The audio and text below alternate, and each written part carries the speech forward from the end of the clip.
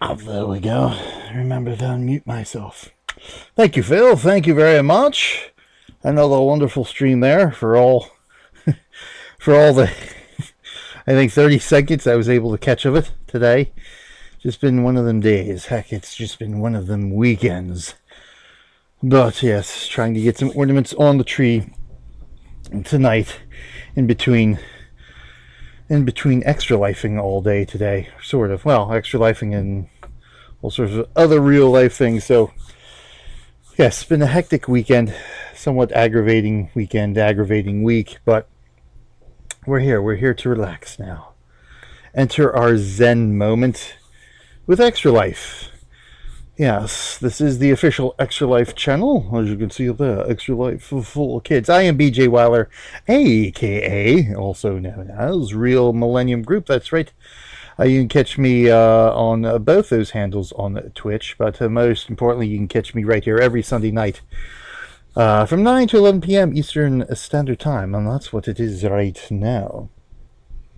So what we got on for tonight? Well, we have a wee bit of Stronghold Kingdoms. As a matter of fact, I think this was the game I did for my first official broadcast as a official Extra Life stream team member way back in, what was that, June, July, somewhere around there. That'd be June, because I think it's the 100 days start at the end of July. So yes, it may have been June. So almost 6 months, and we're back here in Stronghold Kingdoms. It's an MMO RTS type of game that's based on the original Firefly games that came out in the early thousands, the early aughts, 2000, 2001, and all that. And we're here because it's going to be a little bit festive, as you can see here. What was this, about 11 days ago or so, they entered their winter mode, their Christmas mode, so we get a little bit of the festive ambiance in the game this month. And on top of that, we get some chances at prizes and all sorts of other things every single day here. So every day when you log in here, this resets when the server time resets, which is, I think, 7 p.m. Eastern Time, midnight GMT time. You come in here, and it's basically like an advent calendar, more or less. Let's see if we get... Oh, look at that. First try, I get a prize. It's awesome. So I get myself a little army pack here. So you actually get 2 tries. So if I didn't get anything that first try, when the door opens, there's a little cobweb in there. You do get another try at a prize. So you don't win everything every time, but it's some nice giveaways to get here. And then we get a stamp for the 12th, and then we wait 24 hours. So basically what these do here, they unlock charges for your in-game shield. So of course, if you just go through the regular 25 days of Christmas, you unlock all of these charges that you can use. There's a special Santa one this year. And of course, if you spend some coinage, you can unlock the other ones as well. You got an elf one and a snowman themed one. But let's get in here. Let me select the world. I'm actually going to focus on USA 2 today, because there's quite a bit I've got to do in USA 2, but I do want to check in on the other 3 worlds I actually play on here, just to check to see what the weather is, make sure my popularity is good, do some quick bit of maintenance in each one of them, and then we're going to focus most of the night on USA 2. How was a half marathon? A half marathon, it wasn't too bad. It turned out to be, it went from a mini-thon to a microthon, because it ended up, there's some other stuff in real life that were going on in the morning, so I ended up not being able to start till real late to begin with, and that threw me all off. And then, having to go back and forth, check on the kids and everything else. So it was, I ended up playing like 4 games, which is, it actually turned out to be pretty good. I ended up playing Train Valley. I started out with Train Valley. which is a game I picked up from Hero by Clicking. It was one of those games he was giving away to all the stream team members, and I actually enjoyed that. I played that for a couple hours. That was a real fun game. So I'm going to play that again on one of my upcoming streams here for the stream team. So I got to shift my planned schedule around for the next month and a half or so to see where I can squeeze that in. But yeah, it went pretty well. You know, it was somewhat. So, like I said, a hectic day. So it was bouncing between trying to play and try to fundraise and then taking care of the real life stuff today. So, but I'm glad I was able to do a little bit of it. So I ended up. What else did I play? I played a demo for the Eyes of Ara, which is like one of those adventure puzzle games where you point and click and find things and then put them together to open up things and unlock stuff and sort of adventure through there. So that was like a 30-minute demo I played. That was pretty good. So I'm gonna have to look into getting that on Steam. And then I played some Legrand Legacy after that, which is sort of a JRPG stylized type game, which is pretty interesting. It's in the pre-alpha. Actually, and you can download the pre-alpha for free from Steam as well, and that's an interesting one. I don't know if it's quite my cup of tea, but even in the pre-alpha state, you can play through the prologue in a pre-alpha state. I mean, the game looks good, but it's not my. I just don't have the Twitch-based. The fingers just don't work, and the brain doesn't translate to the keys I gotta hit during combat and stuff like that. But I mean, it's enjoyable. It's quite interesting. And then I ended up, what did I finish off with? One, two, see, Legrand Legacy, Eyes of Ara, oh yes, Dragon Age Origins. I continued a little bit of my dwarf origin story that I started right here. I think it was 3 weeks ago in Dragon Age Origins. So I got 4 games in. It was nice. Yeah, it was nice. Nice time. Do a little bit extra promotion for Extra Life. So, and now I just got to download the videos from Twitch and upload them to YouTube to get some more Extra Life promotion going. But that was then. This is now. So what is Extra Life? You may ask as I click into here to Island Warfare. Extra Life is a chance for us. Ooh, let me move you over here. There we go. Oh, good. And that worked out almost perfectly. Okay, so what we want to do here. Wasn't sure if the window would actually pick this up when I translated over. So what I need to do real quick here is reset transform. There we go. Just line her up here right nicely. And of course, as soon as I log in, it logs into a monk chant that tends to set off a false alarm here. In YouTube particularly, but I don't want setting off a false alarm in Twitch either. So let's move you down, get you all nice lined up. Oh, there's our little backdrop. There we go. We're in good shape here. All right, let's see if we can get there we go. Nice little ambiance here. All right, we got the Snake's Castle. Snake's Castle, I guess, just finished attacking us. We'll go here. Take care of the wolf lair while we're here. Like 8 to 12 hours of... I will do something like that before the year ends, but with Rock Band. Like 8 to 12 hours of Rock Band, something like that. Ooh, that sounds interesting. I don't know if I would have the stamina to do Rock Band, but... Ooh, boy, I got a lot to do here. Yeah, that sounds like that would be fun. Yeah, I was hoping... Originally, I was going to do it yesterday. That was my original plan, to do like a 10-hour mini-thon yesterday. Then it turns out you got a basketball game, birthday party. I'm like, all right, forget it. There's no way I'm going to be able to do anything on Saturday. So I figured, okay, Sunday should be clear. Shouldn't have to worry about anything Sunday. So go to Sunday, and oops, oh yeah, there are some other commitments we had to take care of Sunday morning. So that's just the way it goes. That's the way things go this time of year. And I really wanted to get at least another mini-thon in this weekend, or this month, or well, by this weekend, because pretty much the rest of the year is going to be shot. with the holidays and work and everything else. But it is what it is. Yeah, there's always something. Yeah, always something. Yep.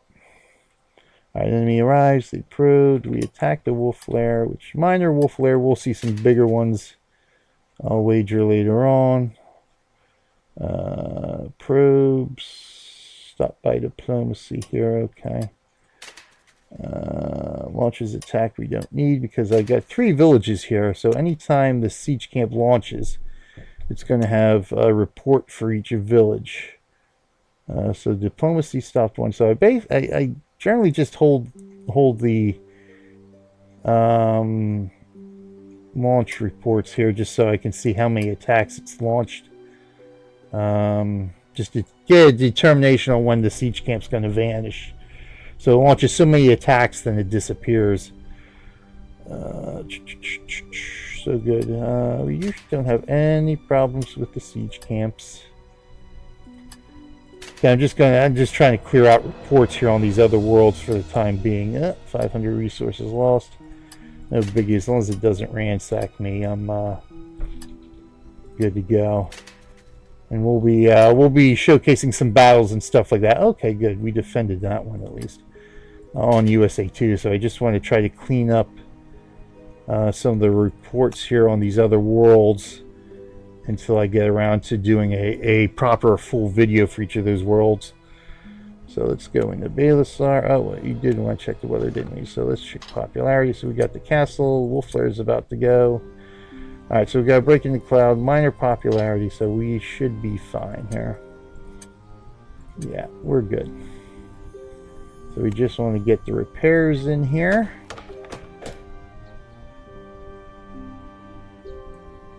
Very good here.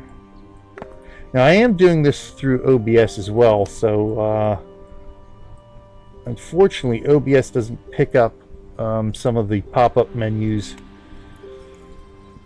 and some of that kind of stuff that XSplit does for some reason, even using the same sort of source. So you're not gonna, like this one says click to view the map, but it's just really minor stuff. Everybody should be able to see most of the windows pop up now anyway. But unfortunately, the last time I tried XSplit and the local recording, it just turned out nasty performance-wise. So we're going back with OBS, which is a little more performance-wise better with Stronghold here. So we only lost 1 pikeman in that. That's no problem. Alright, let's pop into the other ones here. Barthios. Barthios, our newest village here. I think I still gotta explain a little bit more about what Extra Life is. I'm getting far too distracted here already. Confirm. Again, Extra Life, as I was saying, Extra Life is a way for us as a gaming community to come together and support, raise money, help, be real life heroes, however you want to term it, for the Children's Miracle Network of Hospitals. I don't know, with the siege camp here, I don't know if I want to build another. I don't. Any way that we do that is we sign up at Extra Life, which is www.extra-life.org. Only takes a few minutes to sign up. It's free at the classic level. And we basically do exactly what I'm doing now. We play games.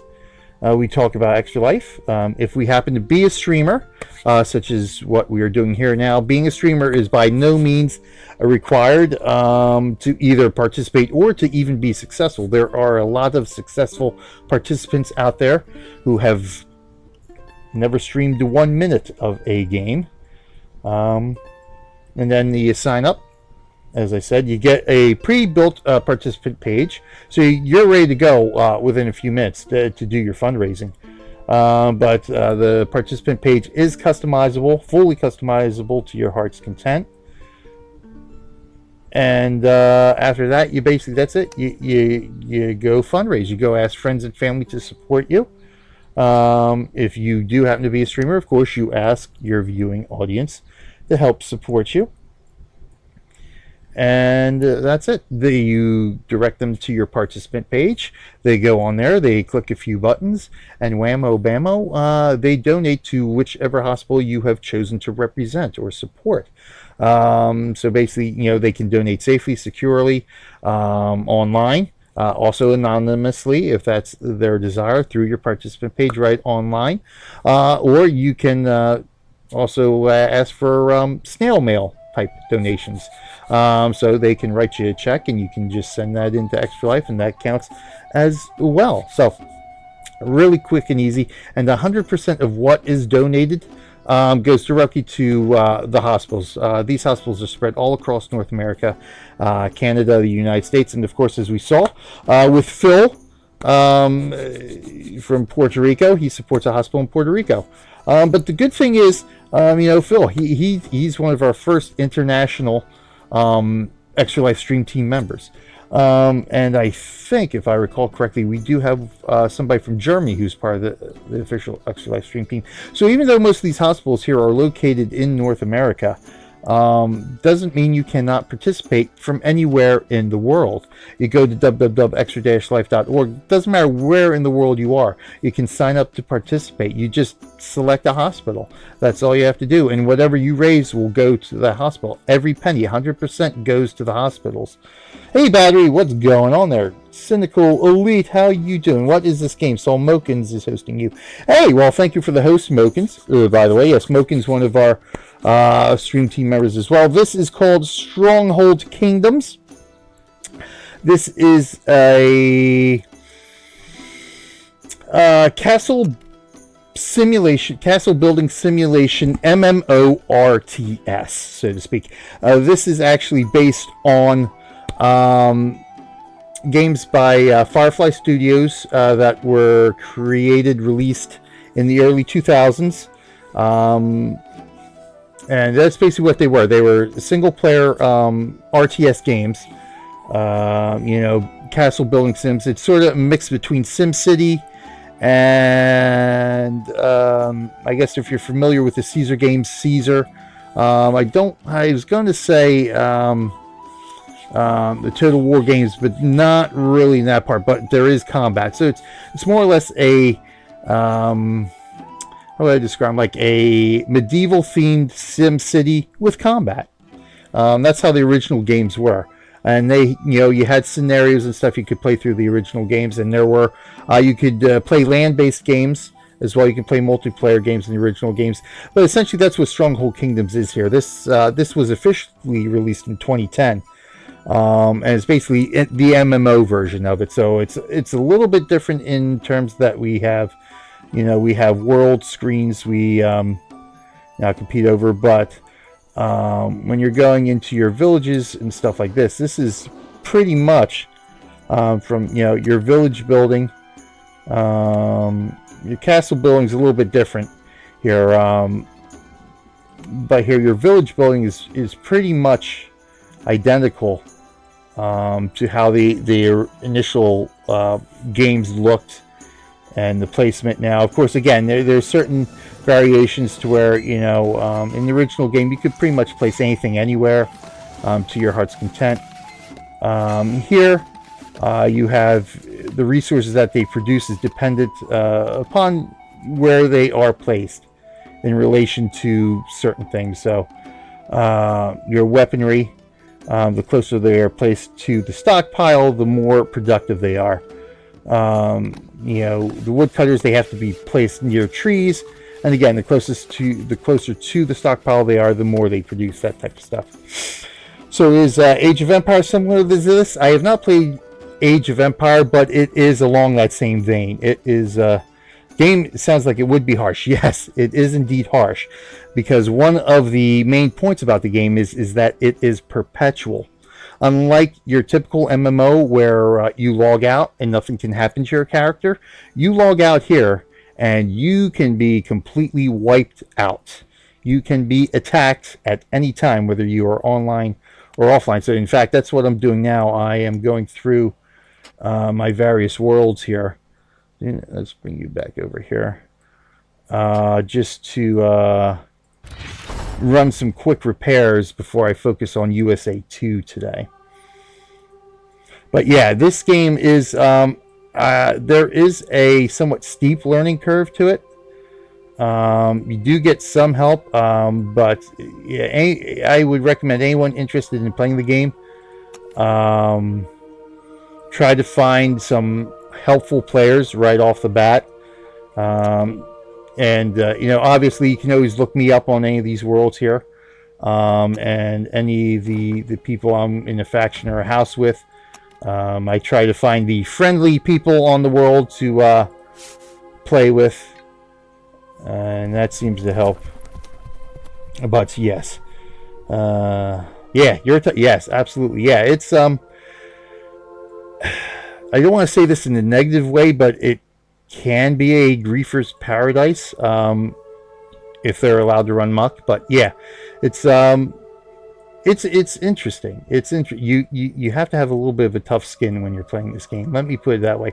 But being a farmer and PvE player is completely viable. Absolutely, completely viable here. Like I said, you just got to get into the right faction and house, which are, you know, basically the faction is your guild. The houses are your alliances of guilds. So good, looks like we're good. Oh yeah, we got some nice weather here, bright sunshine, so we don't have to worry about popularity there. We got some repairs to do here. But yeah, I mean, the toughest part here is determining what you want to research. I got 5.5 hours left on that. So this is your research branch. So basically, what you got here is your honor. This is basically your experience points if you're familiar with MMOs. Or even an RPG, your experience points, you use your honor to level up through various ranks here.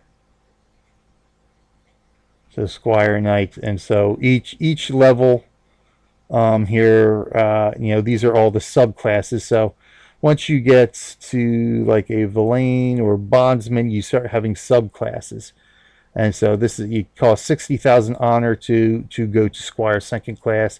It'd be 60,000 honor to go to Squire first class, and it'd be 60,000 honor to go to Knight, whatever subclass that is, and then this increases for the Knight, and so on and so forth. And so with every sub rank and rank that you rank up, you get 3 research points, and you have you know, 4 main trees here. Yeah, you basically work your way to becoming the Overlord. So, for the most part, you're not, what game was it? I think it was Vanguard Saga of Heroes. And there may have been one other MMO to where you could work your way to be sort of king of a kingdom. Not so much here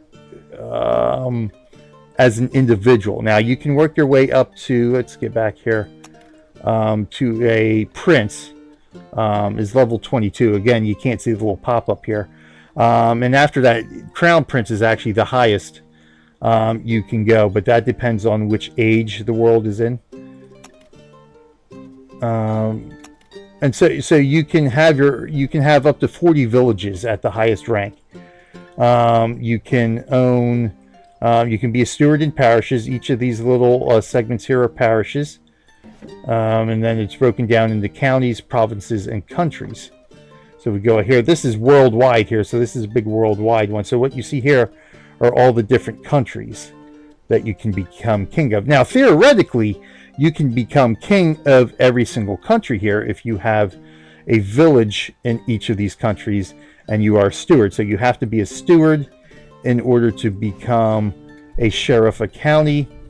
You have to be a sheriff of a county in order to become governor of a province. You have to be a governor of a province in order to become king of a country.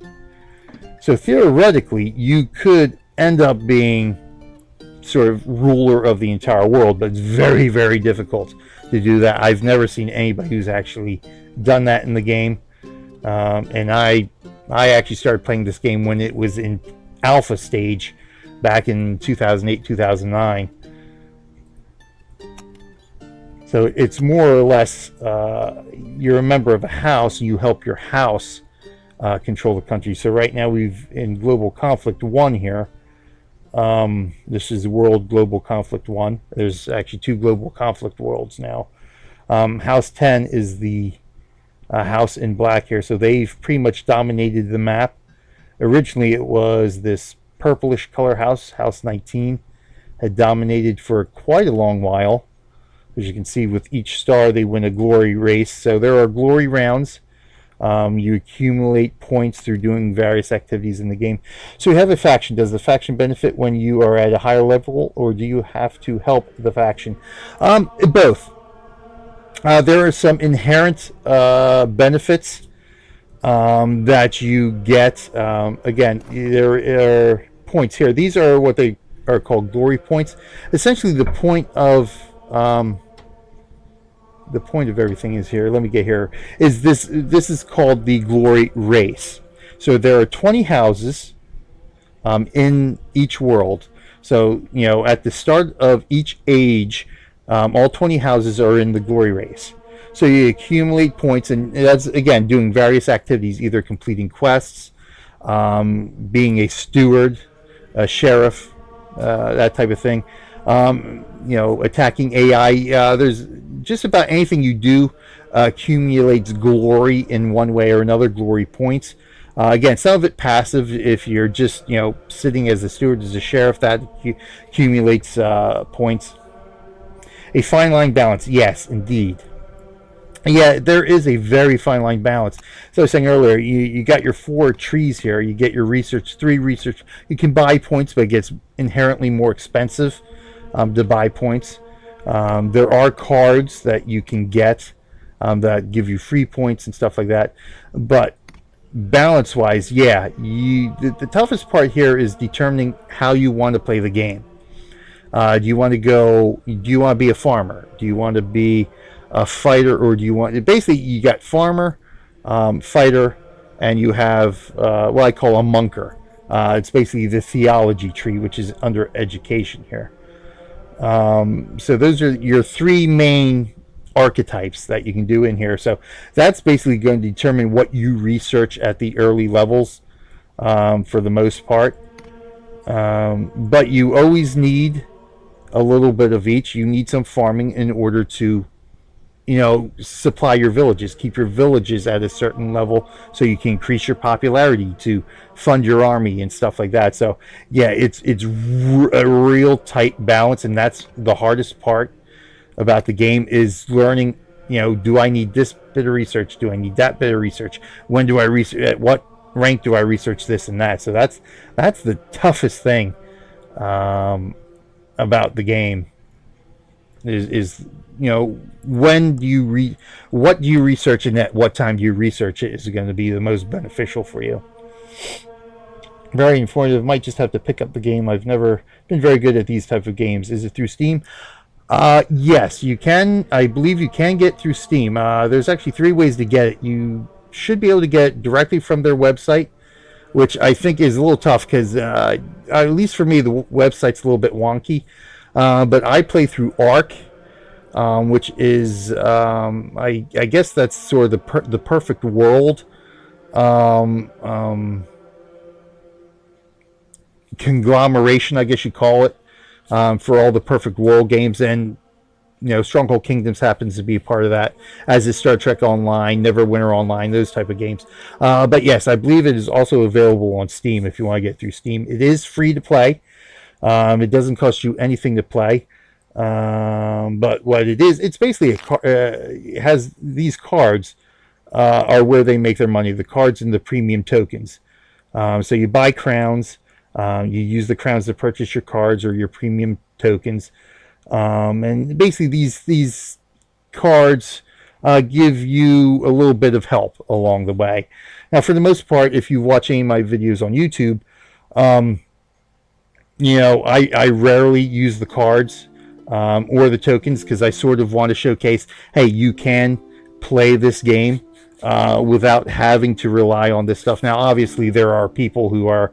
do you play EVE Online also? No, I was going to get into EVE Online, then I realized, you know what, that's going to be a huge time eater for me.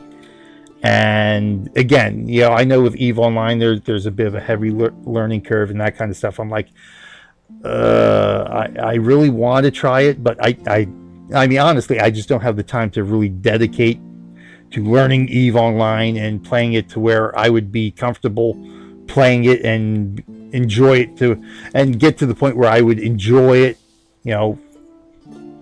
for being somewhat successful in it, that type of thing. I wouldn't enjoy the experience unless I had enough time to really dedicate to it, which I don't.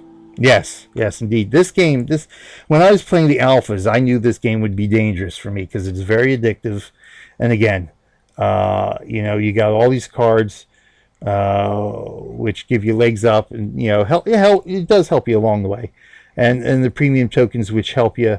Basically, you can queue up research with, as you can see here, with research with a premium token. You can build, you can lay down more than one building at a time. In your village with a premium token, that kind of stuff. But I knew it's like, because it's just so addictive, it would be, ugh. But I've managed to be good. I managed to be good in it. But yes. It's fun at the end of the day. So as you can see too, I did want to mention, you can see we've got our snowflakes coming down. So we do have our winter ambiance, and of course, if you here, everything's a little bit winterized. And what I did want to see too, if I could, yep, there we go. So these are stashes which you can scout on the world map. You send out a scout. The stashes normally are little bags with a question mark on them. Well, during this time of the month, they are presents, and they give a little bit of a bonus when they are the presents. If you happen to get scout one while it is still a present, if you're the first one to reach that stash, you have a chance of getting a free wheel spin, which I do not have on this world. I think I've got a few on USA 2, though. I think we're good here, so let me flip out of here, as I do want to focus on USA 2. So let me pop in here to USA 3, as I know I'm going to have disease cure here. So I guess once you have the basics down, it becomes a real number cruncher. Yeah, more or less. It's, yeah. Because, you go in here, again, each building produces a certain amount of resources. And, of course, each peasant you have in your population consumes a certain amount of resource.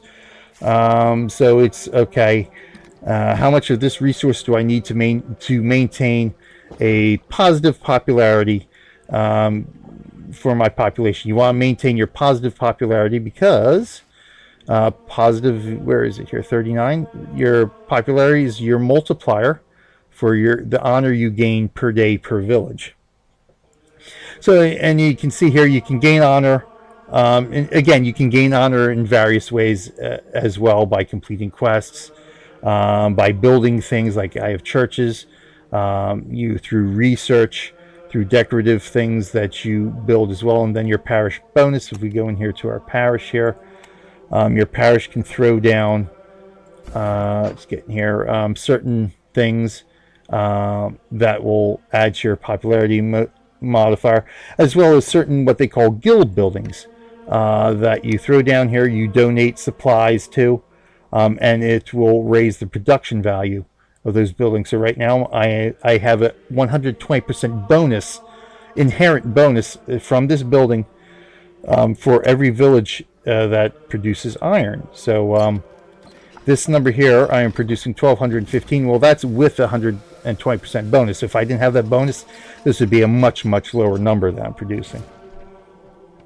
How long am I streaming for? I am streaming until 11 p.m. So I've got a little less than an hour and a half left that I'm streaming for. And then my good pal, Kakarst, will be following me. I think he's on tonight. I don't think he can get off, but yes. I will be here for another hour and a half. So enjoy your drive home, and hopefully you'll be home in time to catch more of what I got here. But thank you for joining me, and thank you for taking an interest here in Extra Life and Stronghold Kingdoms. So I think, let me check my popularity here. But yeah, check my YouTube. I've got a lot of videos up there with Stronghold Kingdoms, so you can really learn. I mean, learn a lot from, but take it with a grain of salt. I am by no means the best player in this game. But hopefully you can learn a little bit something along the way. Oh, you're not? Oh, well. Hey, check out YouTube because I do record the, and you can always check back on Twitch too. These are saved as past broadcasts on Twitch right here on Extra Life for Kids, but also check my YouTube channel. I upload all of these to YouTube as well to help promote Extra Life and you know, answer any questions that anybody has. So thank you, Cynical. Thank you, and have a safe drive home. And Battery H, my friend, how's it going? How's it going? Good to see you tonight as well. And let me get rid of this dang song again. It seems to have an inherent knowledge of when I'm streaming and I'm going to upload on YouTube, because it always seems to play a lot more often than when I'm not streaming or going to do a video for YouTube. So we've got some nice sunshine here, heat wave. Do I need to repair? Oh, your trash attacks do it. Okay, well, we got a lot to do here, huh? Alright, I know you attacked stop by diplomacy. The question is, I have been attacked a few times here. Okay. Oh, you're going to go car shopping tomorrow, are you? Aha. Yeah, I know you had mentioned that the other day when I was doing my Pandaren adventures. Was it the Pandaren? Yeah, it was the Pandaren adventures. So good luck with that. Good luck with the car shopping. Yeah, see, here's our bonus wheel spins here. So you get a wheel spin for getting to a stash first. I don't have any stashes near me here. But I do have disease, so I do want to cure some disease. Let's get over here, send some monks out. So on this particular world, I went more the monk branch. On the first two worlds we just took a look at, I'm going more military. I'm going more of the fighter branch here, but this one I started out as monk, and now I am slowly increasing my military capabilities. Oh, there's a present. It's a little bit out of the way, though, I think. Just out of my honor range. Not that it matters. I can still go after it and still have the chance at the wheel spin. I just don't get any honor for scouting it. Just 10? Okay, good. So let's go in here. Let's re-recruit a monk. Alright, let's see. Do I need to re-recruit any more monks? Yep. Alright, so let's take a look at these reports here.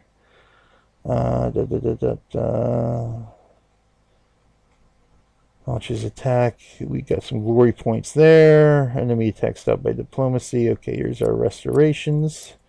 Healing the disease, that's the monk restoration.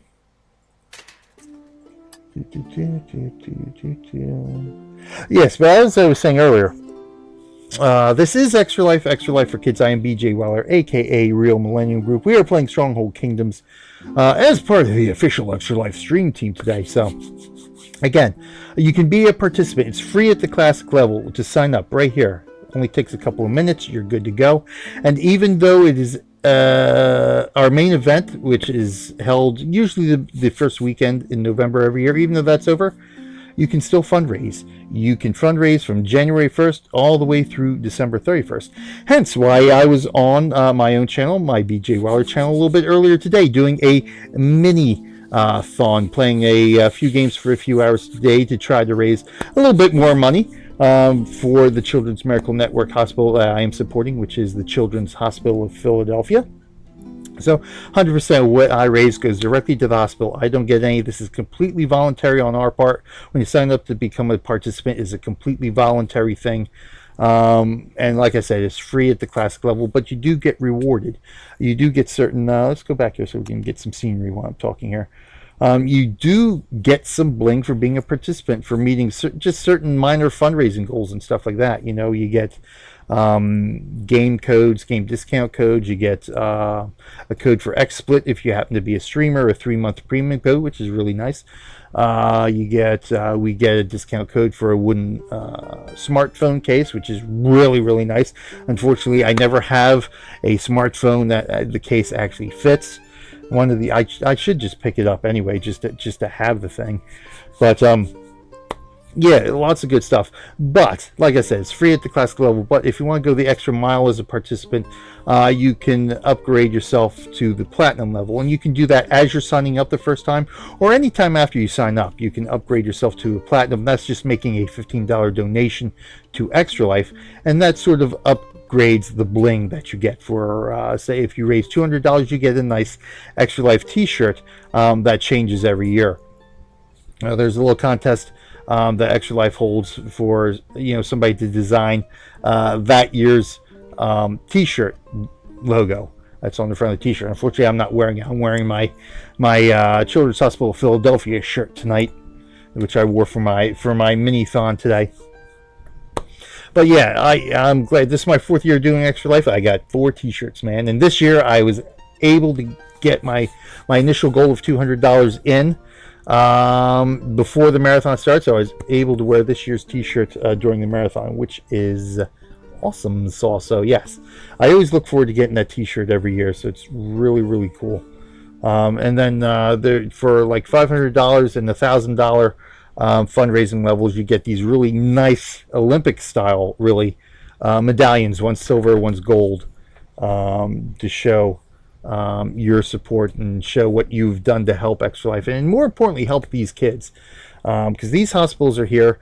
They treat kids with cancer, birth defects, serious injury, serious illness. I mean, that's essentially what these hospitals are for, to have a singular focus on treating the ailments of children. And there's some devastating diseases and things that these kids are suffering from, that require them to be in these hospitals. And these hospitals treat these kids regardless of the family's ability to pay. And that's really the key here, that the families can take their kids to these hospitals to get the treatment that they need to more often than not, it's treatment that's saving their lives. And they can do it without having to worry where they're going to get the money from, whether they have to make a choice between their child's life or the mortgage payment, something like this. So that's why these CMN hospitals are extremely important. That's why things like Extra Life that raise money for these hospitals are extremely important, because these hospitals would not be able to operate or exist without the money that we raise as gamers and anyone, and all these other fundraisers that CMN does. There's Miracle Treat Day with Dairy Queen. More often than not, you'll go into your local business. I know my local Sam's Club over the summer was doing their fundraiser for the Children's Hospital of Philadelphia. So, selling their candy bars $1 at a time. That was my mantra this summer during 100 Days of Gaming, was just $1. If you can just donate $1, that's enough to make a difference in the child's life. So it's very important. So never think that as a participant that you can never raise enough money, or as a donator that you can't donate enough money. I mean, every single penny that we collect all adds up, all makes a difference.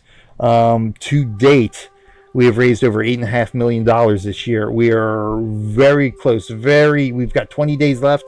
I think we are in very good shape to meeting the $9 million milestone here for Extra Life this year. That'll be the most money we have raised in any of the previous years thus far. Extra Life has been around since 2008. So that would be awesome. And again, a lot of that is just $1 at a time. In fact, Children's Miracle Network, that's been around since 1983. Over $5 billion have been raised in that time. Most of it, they do $1 at a time. So never think that you can't participate because you don't think you can raise enough money, or you're afraid to donate because you don't think your donation is really going to make a difference. Even $1 can make that difference. Either what you raise as a participant or what you donate as a donator. And a lot of us Extra Lifers do both. We not only participate, but we donate. I've got Battery H with me in chat tonight. He is our team leader. So when you sign up, you can actually join a team, you can create a team, or you can play solo. I happen to have joined at Judgment Gaming. Battery H is our leader. We met through a Star Wars The Old Republic guild. So there's 5 of us who have decided to fundraise year in and year out as a team. And so we donate to each other's individual goals as well. So that's how we do it here at Extra Life. We're one great big community, and what we do here at Extra Life really showcases what the power we have as gamers to do a lot of good in the world, despite what all those negative stereotypes and the negative press we get like that. So I mean, for me, it's the importance of participating is twofold. Again, we're doing this to be, help sick kids get better at the end of the day, but we're also doing it to show that gamers aren't what most people think of us. That we are a good community.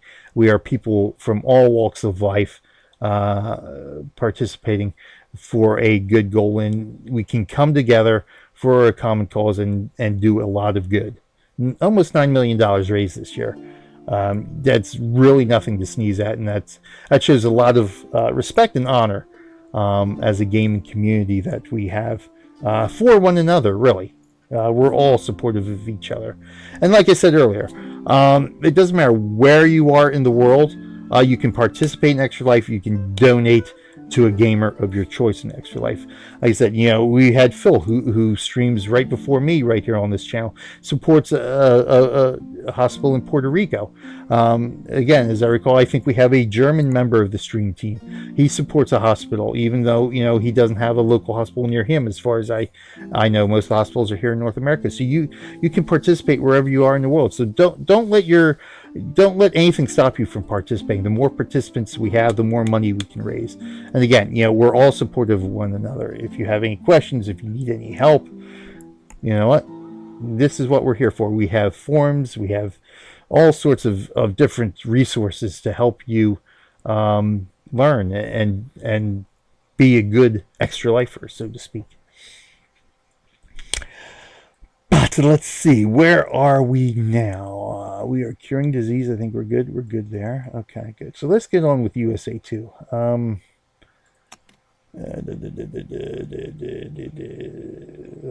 know what? Let me repair here real quick. Nothing needed there. There we go. Let's just repair. Oh my God. Oh my God. Thank you. Now, most of the music you hear playing in the game is actually music from the original single-player games, which, as someone told me as I stream on my own channel, they actually sounds like music from another game. I forgot what game she said it was from.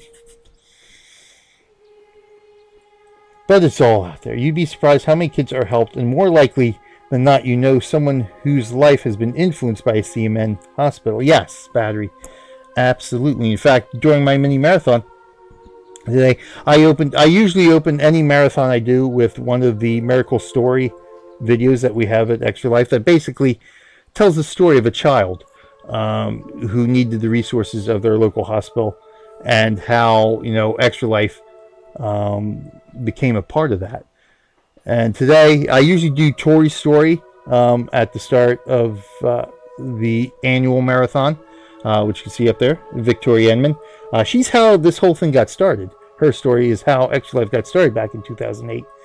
But today I went with Sean's story. Sean Rooney, who is a member of the stream team, his son Dominic contracted a form of cancer and unfortunately passed away a little over last September 2015. So his story is one of the ones that really gets to me, because I know Sean. I've never met him in real life. We've only interacted with each other through the stream team, and of course we played Rocket League together on game day.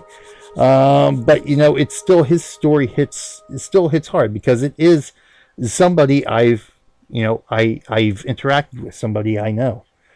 And again, like I said during my mini marathon, my daughter is now the age that Dominic was when he was ill, and so that really hit. As a parent, that hits home. I know I could put myself in Sean and Trish's position, and know what they would be going through. Just imagining if that would have been my daughter.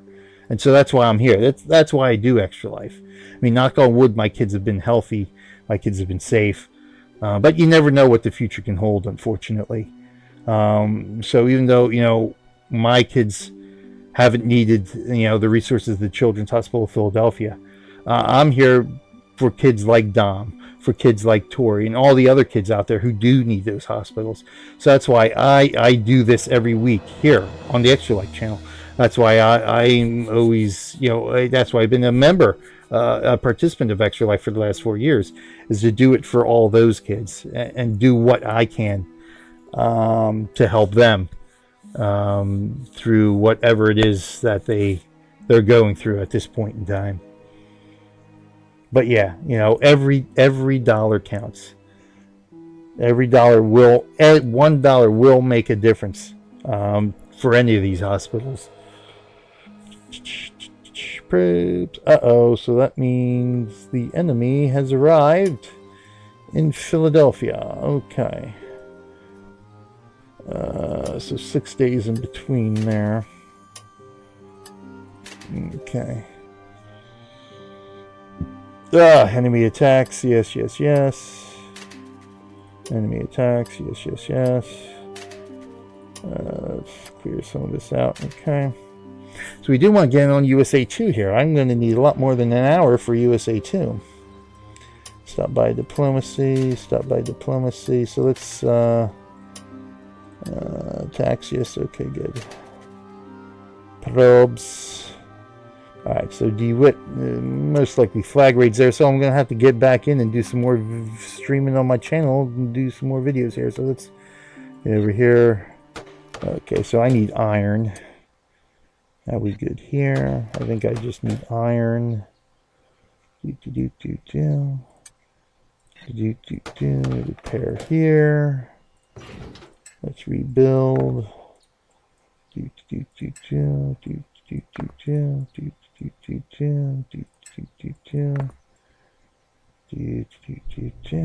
Confirm. And Tordonius. Oh, yes, yes, yes, yes. All that wall. Yeah. All that wall building I did. Okay. Confirm this. Obviously, this monk chant is just going to harass me all night, so we will just forego the music for the time being. Alright, so we're good there. Let me throw one more here. We'll confirm that. Okay, I got enough stone to go back and do this again. 1, 2, 3, 4, 5, 6. Got to count off how many blocks here to plan out my towers here. 1, 2, 3, 4, 5, 6. So the great towers here are 5 by 5 tiles.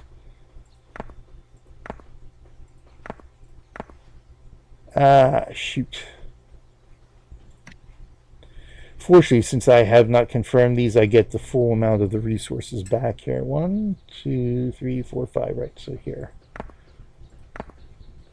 Now, if I were to delete ones that were already built, I only get half the resource cost back.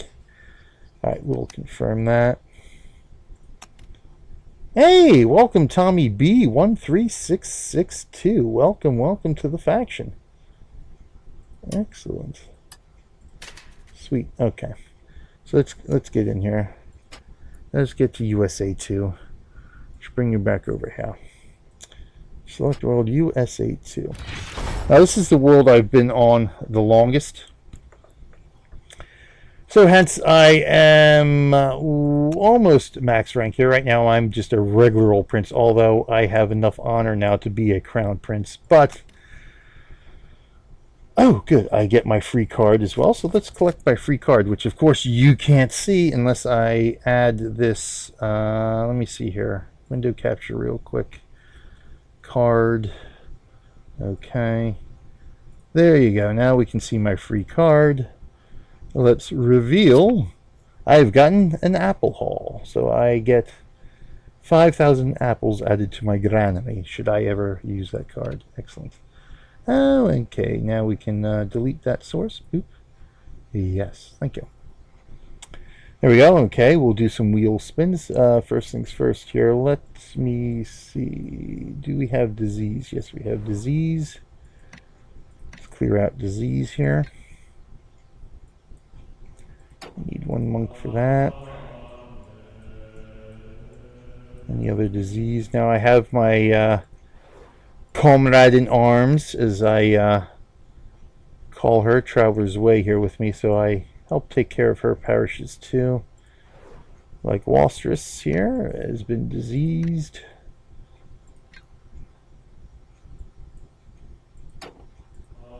Yep. Right, good there. So the only thing else we have, another housemate of ours, little Pixie down here. Eventually I'm going to have to help him out with his disease here. It's, you know, he's got his village. He's a crowned prince. His villages are set up to where the disease doesn't affect his where he can counteract the disease as a negative popularity modifier. Unfortunately, these guys will launch rats to infect other parishes. I just don't have the time right now to be able to send out monks in a most cost-effective manner, which is not quite a time-effective manner. So what do we got here? Okay. We are going to take care of that little issue tonight too.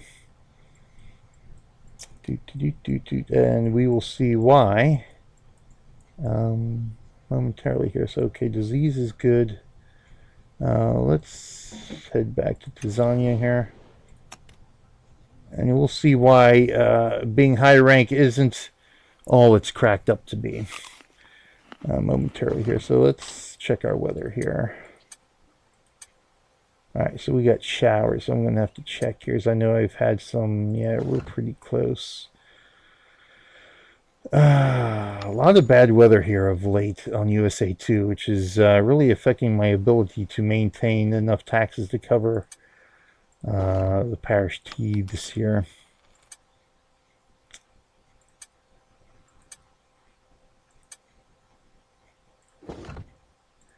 It's bumpy. I hate.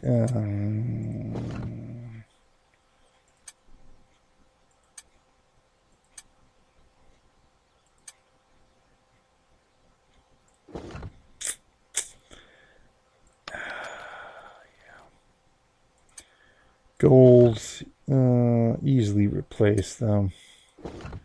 Let go for now. How long is this weather? Alright, hopefully we'll get some better weather tomorrow. We'll see. Alright, and now we'll see. That was not too bad. I was on earlier today to do some repairs and clean up reports, which I'm surprised I've got so much to do on each world again already. So fortunately, diplomacy doing its job. Diplomacy, very important. You always want to max out your diplomacy research. Which is under the military tree. Let me flip here. It should be under, yes, the Castellation branch. We've got the diplomacy branch. You get that maxed out. You have a 50% chance of stopping an AI attack. This is only for the AI that attacks you, the castles and the siege camps. But it's very handy because you get honor. Of course, I deleted all of them now, but you basically get free honor when diplomacy stops the attack. Basically, the honor you get is the honor you would get if you successfully defended against the attack and killed every troop attacking you. But in this case, you get the honor without having to worry about repairing any of the damage that that attack would do, or the loss of troops on your side.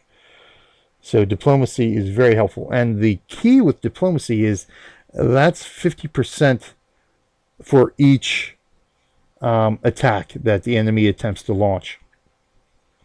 So if 10 attacks are launched at you within a certain span of time, diplomacy can potentially stop all 10 attacks.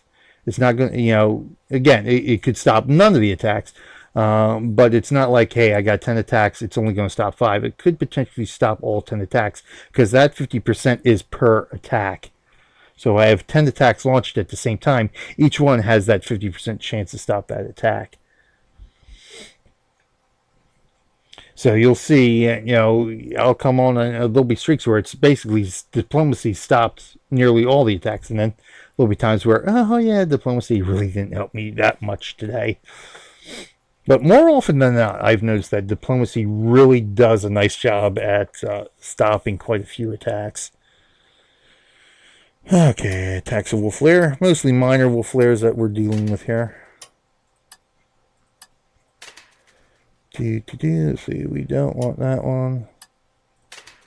We don't need, now I don't keep track of the siege camps here because with 14 villages, and I think I own 12 parishes. I'm steward in 12 parishes, yes. Yeah, trying to track siege camps is a bit problematic at that point. So basically, these are the attacks in the last, about 10 hours or so ago. So not too shabby there. So normally what I do on this world, did I get it? Oh, I think I got it. Fruit flies or gnats or something. Okay, so good. Trillion has defended. So let's watch an attack. Oh, and thank God it was a ransack too. We can throw the music back on now, I think. Make this a little bit more exciting.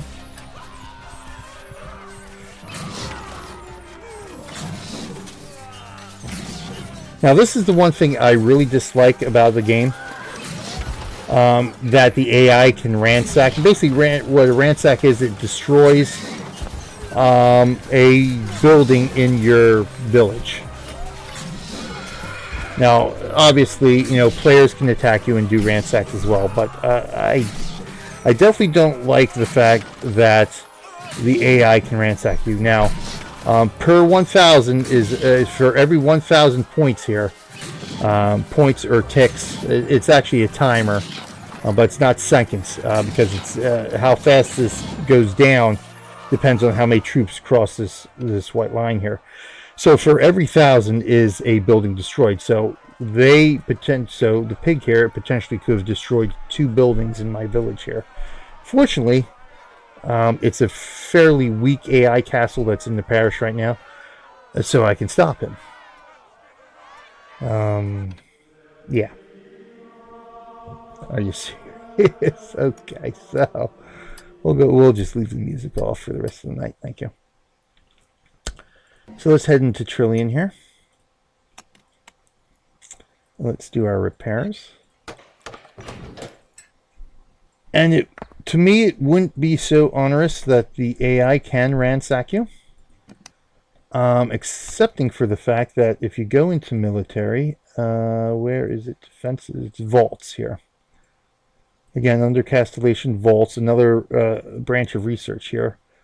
You can increase the time it takes to pillage your villages. Again, essentially what that does is increase that timer on there. So there is 2 types of attacks. There is the ransack and there is the pillage that the AI sends against you.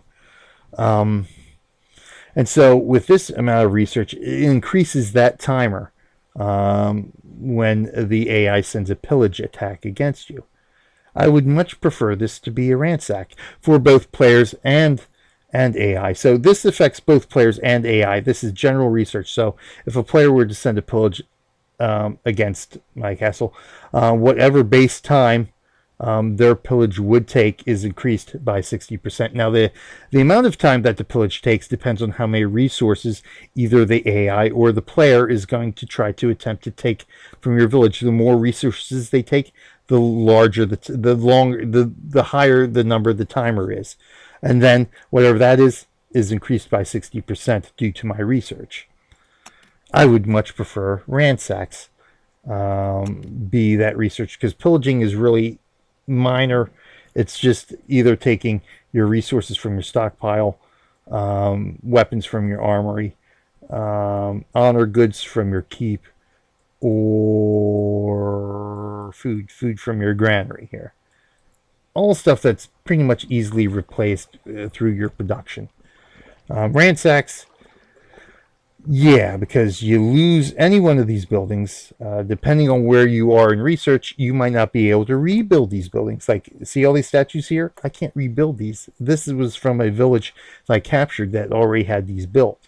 So I still benefit from them, but if they were to be destroyed, I can't rebuild them because I have not researched the ability to build those things. And I've already suffered a few of those type of ransacks. So that's why, at least, sure, let players, obviously that would be part of the game. It's a PvP game. But for the AI to ransack, no, I don't like that. I don't like that little mechanic in the game. Again, here we can see, it's a winter wonderland right here in Colorado. So House 10 in firm control of this world. We are in Age 5 here. As you can see here, in our first two worlds, there was no symbol there, so that means it's in the first age of that world. Here we are in Age 5, which is the 765, the third from the last age. We have learned over the summer that there are only 7 ages to a world. Once the seventh age ends, the server is shut off for that world. So yes, there is a finite end to each of these worlds, which I'm not too keen on, because it's a lot of time and potentially money invested into each of these worlds, if you use cards and premium tokens and such. But we are in our second glory round. The last one was ended 10 days ago. House 10 victorious, so they get a star. We are, where are we? House 7. There we are. So we're still hanging in there. By no means are we going to win, but we're hanging in there. All right. Disease. Phosphorus is getting cured. I don't think there's anything of note here. Two good lowlands. Okay, so I don't necessarily want to show that off because it involves some captures we're attempting here. Let me finish repairing here. There's my get 600 honor for curing disease. This is the big guy here. Speed things up a bit here.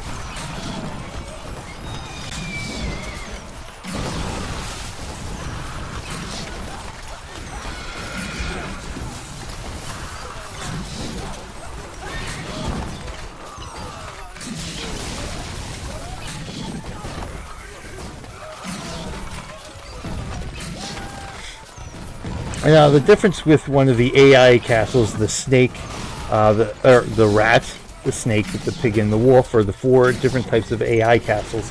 The difference between those and the siege camp is that the siege camp doesn't give you negative popularity. The other 4 castles do in your village. And the siege camp is basically just an attack.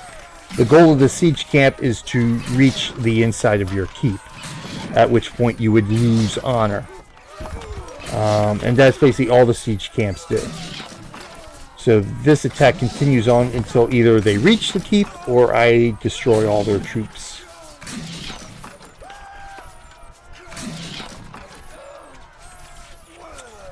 And it's a win for us. Excellent. So this was Tordonius. So let's pop into Tordonius. We will repair Tordonius. And welcome once again. Let me say welcome once again. Anyone just tuning in? I am BJ Weiler, aka Real Millennium Group. This is the official Extra Life for Kids channel. Extra Life for Kids on twitch.tv. What we are doing tonight, what we do here as part of the official Extra Life stream team, is play games and talk about Extra Life.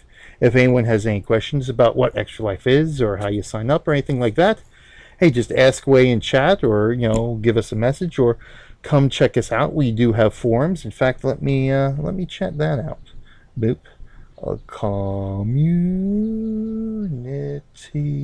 Boop. There you go. You can join our wonderful community of Extra Lifers here.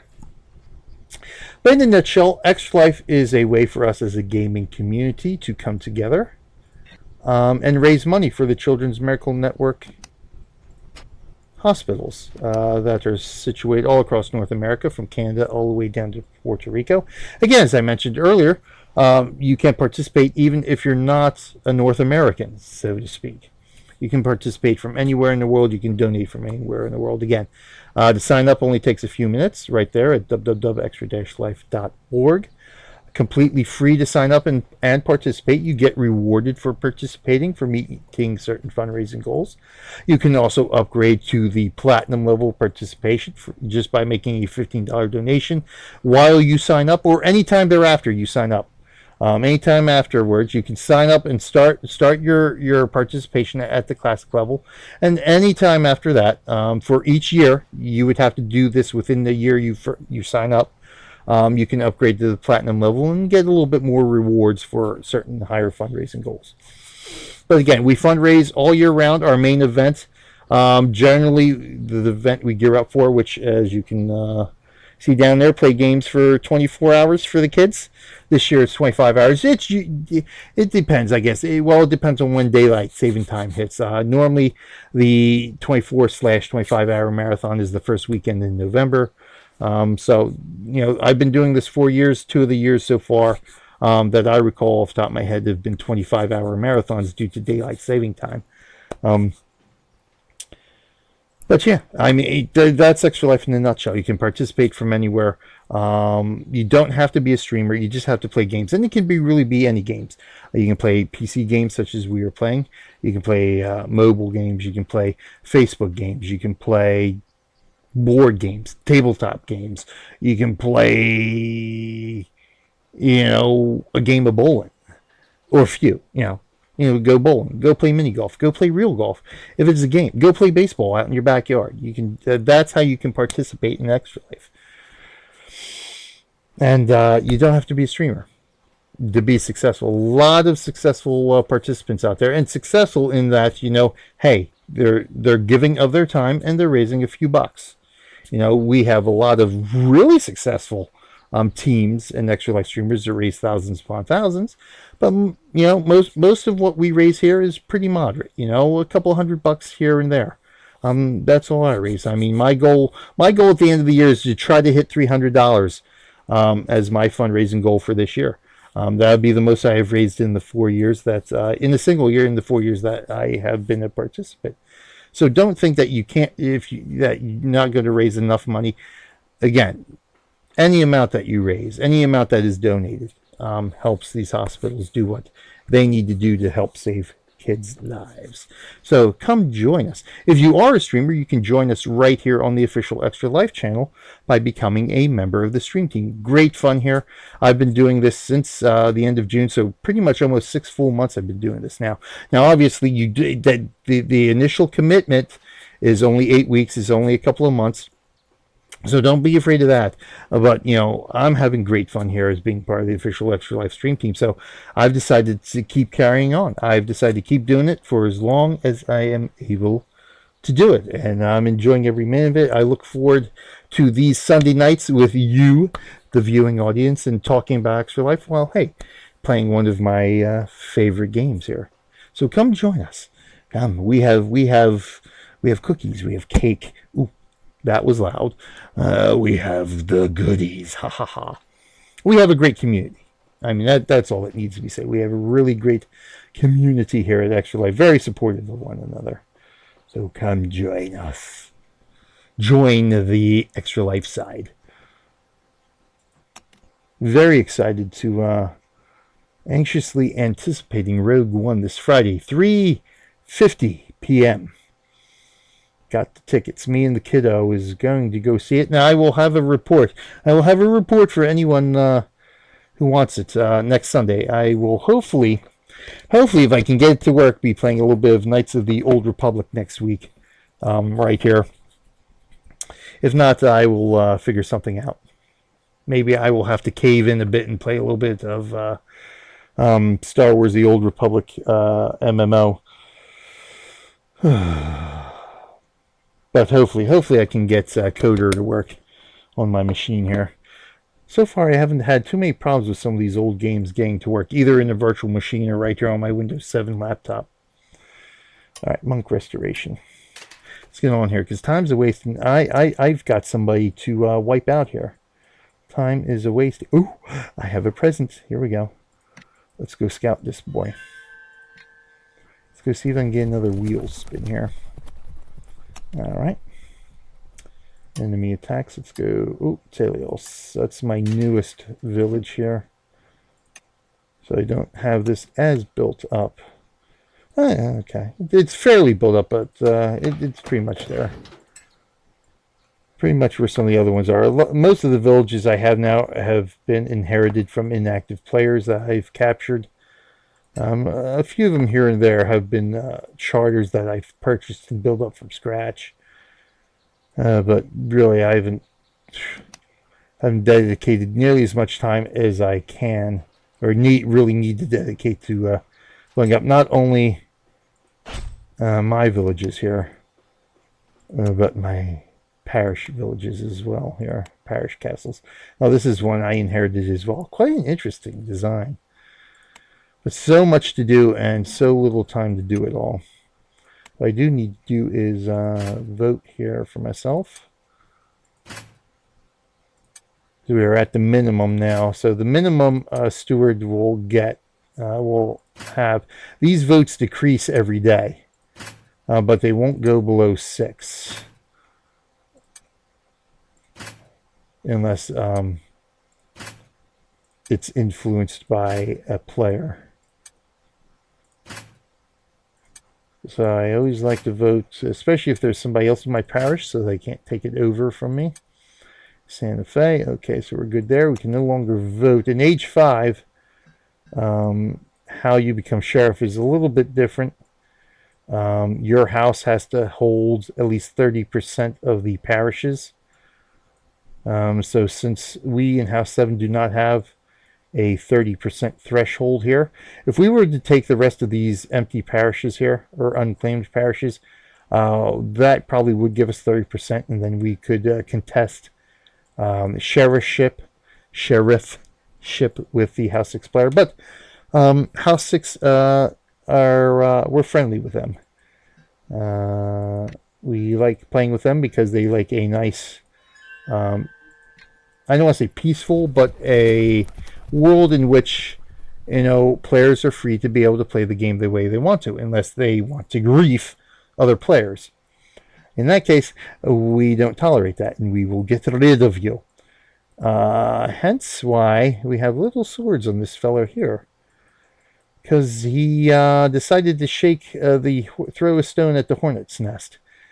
And now he's going to have to pay the price. I don't want to send out troops from there because that's where I'm going to attack from. So let's find out why. So, okay, did somebody beat me to that stash? Somebody must have beat me to that stash. Really? Yeah, I didn't get honor for it. Somebody beat me to that stash. Can you believe it? Must have been one of these guys here, because they would have been the closest ones.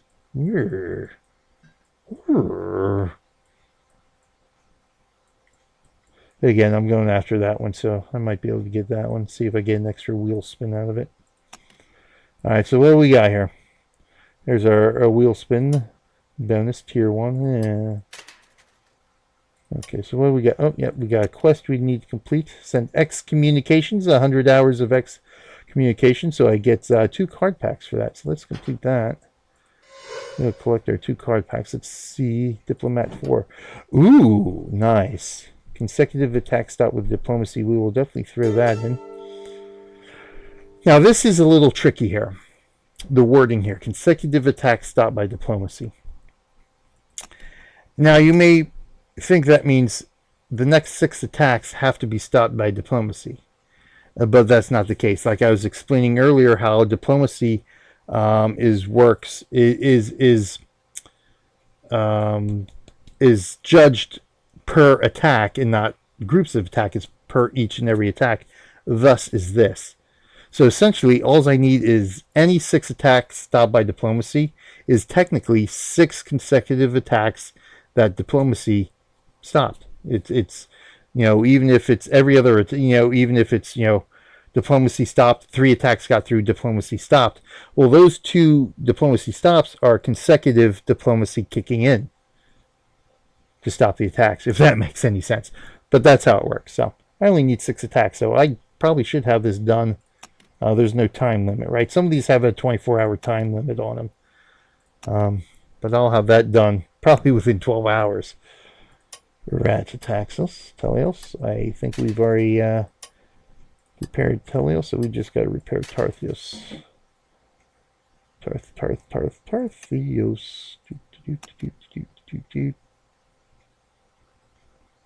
I gotta remember what I'm doing here. Advanced options. No. Oh, my mind is going on me. My mind is going. Okay, good. So that's it there. Good. All right. Oh, Sweeterkins. Let's go try getting this guy.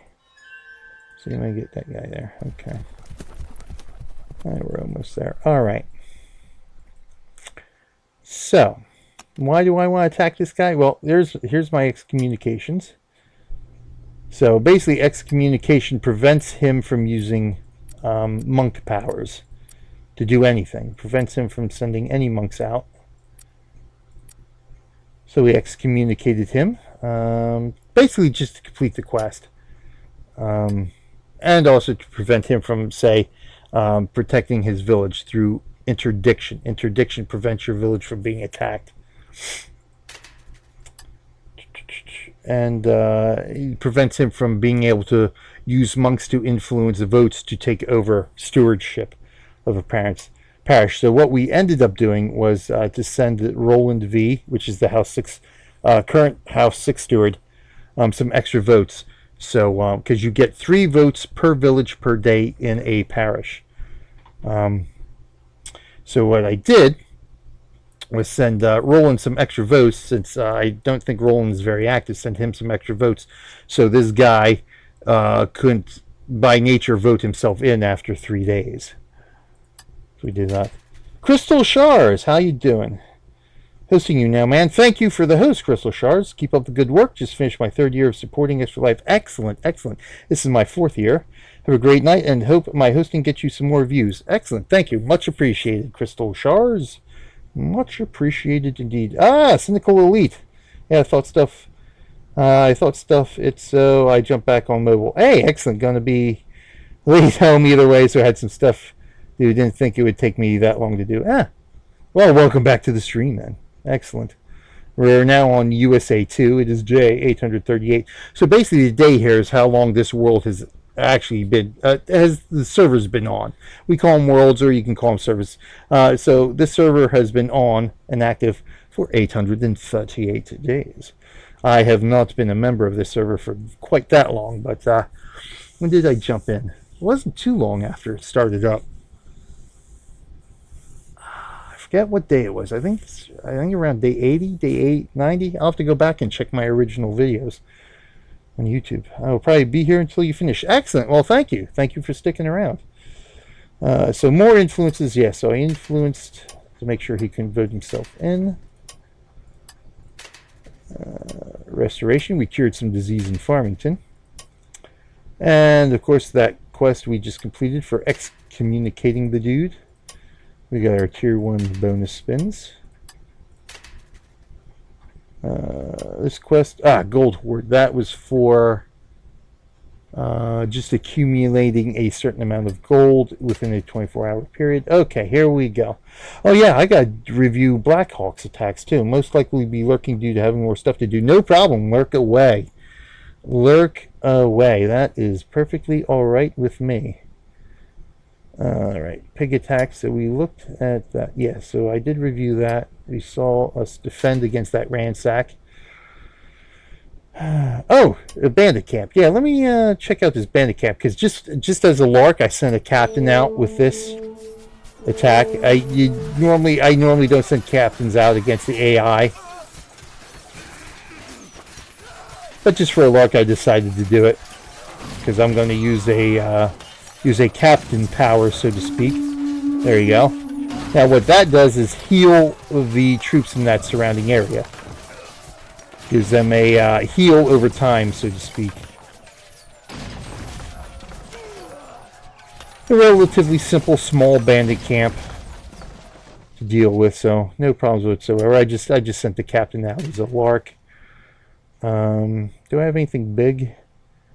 I reviewed that in my last report, so we will review Blackhawk here attacking the wolf. Now the wolf is the highest of the 4 AI castles, the most dangerous, I should say, that gives you the most negative popularity. So naturally it's one of the toughest to fight, although there are certain levels, ranges. There are small wolf castles that aren't as bad to attack. Unfortunately, the ones I've had to hit have been pretty darn bad. Okay, so that was the one we sent out right from Trillion. We weren't going to get honor from that. We did get honor for this, but no wheel spin, unfortunately. Pig attacks. Was this a ransack? No, this was just a defend. This was a pillage. And you can see back when this attack was sent, my castle here was in a lot worse shape, and we'll see why momentarily.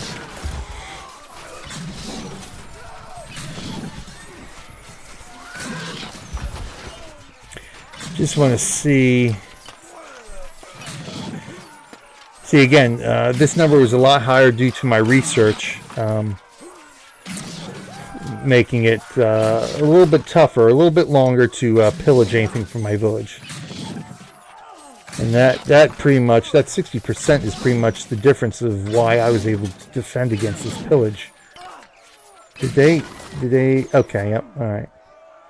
So as you can see, 687 ticks or units left. Again, the speed at which the pillage or ransack or whatever attack it happens to be, specific attack it happens to be, the speed at which it counts down is dependent on the number of enemy troops that cross this white line here.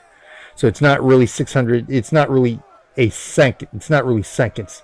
It's basically just a timer that is affected by the number of troops that are lowering the count there.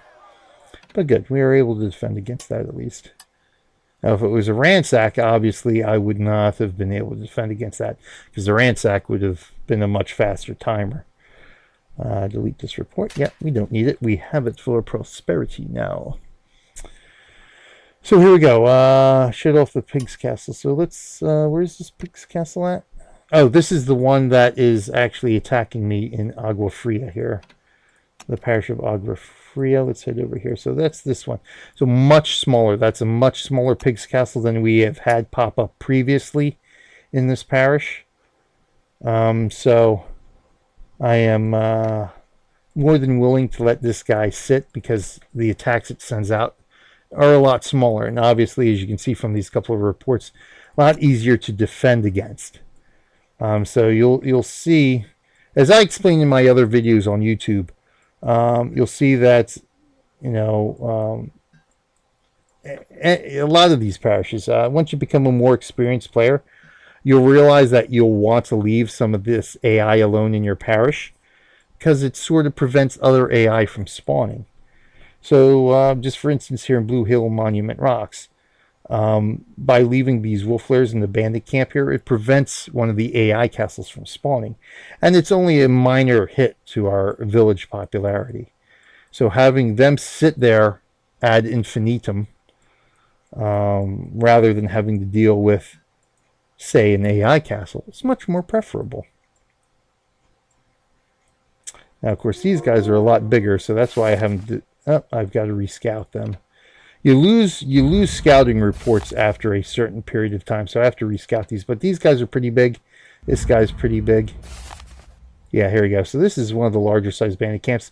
So yeah, again, another little issue I have with the game, in that the bandit camps and the wolf lairs have a set negative popularity modifier. Wolf lairs are a -2 hit to your popularity in a parish per wolf lair. Only two wolf lairs can appear in a parish. One bandit camp is allowed to appear in the parish. Bandit camp by default, regardless of the size of the bandit camp, is -5.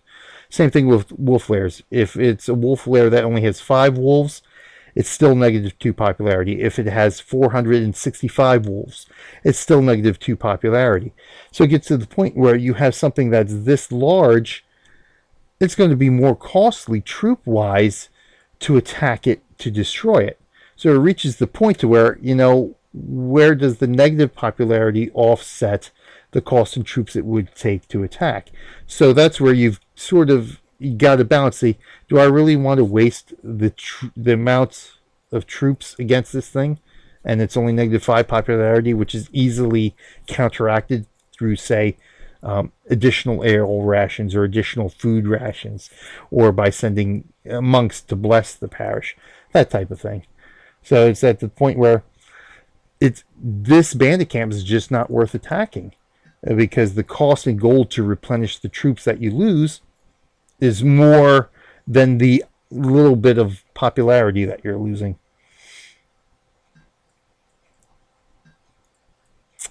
Okay, so let's get on with what we're going to do here. We got half an hour left.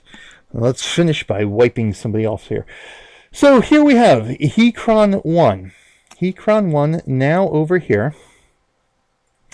He is what we term a rogue player in the game. So generally speaking, a player who is not a member of a faction, and thusly not a house. You cannot be a member of a house unless you're a member of a faction.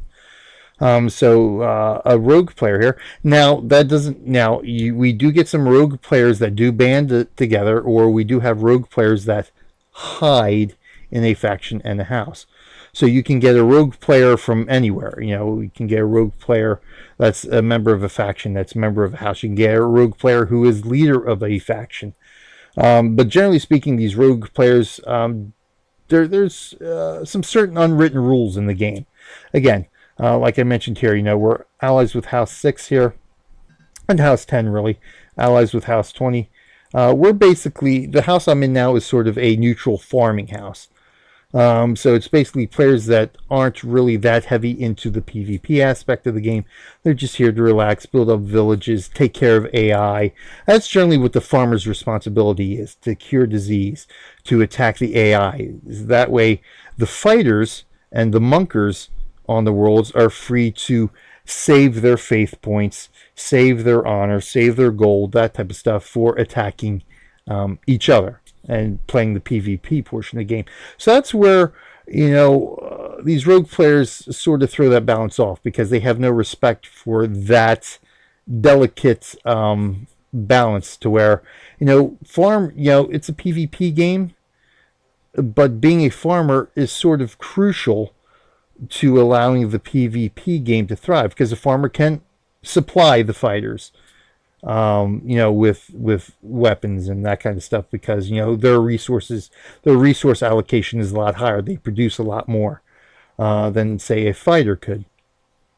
So in one aspect, they're important that way, but in another aspect, like I said, us the farmers take care of the PvE portion of the game. We take care of the wolf lairs, the bandit camps, the AI castles, the disease in the game, that kind of stuff. That leaves the fighters free to be able to fight each other and enjoy that part of the game. So the rogues there, they don't really respect the fact that farmers are important in this game to allow the PvP portion to thrive. So that's why in a lot of the world you'll find, a bunch of players, they'll just come together and say, hey, you know what? If you're a rogue, we don't like that kind of attitude here. So we're just going to continually attack you until you decide to go find somewhere else to try your griefing behavior. But again, this guy's a rogue player, so essentially no respect for any of the unwritten rules of the world or the game. So they'll just attack people at random. They'll usually, more often than not, you'll find them picking on the weaker players of the game, because, hey, it makes them feel, oh, I'm so awesome. So we tend to smack these guys down when they appear, just to, again, prevent them from griefing the other players who are important to the part of the game, and the other players who, we want them to be able to enjoy this game in the way they want to enjoy it.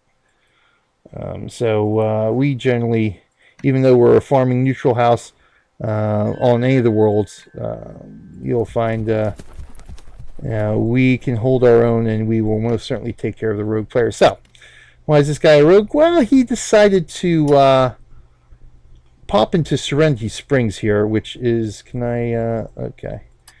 It was Serenity Springs, up here somewhere.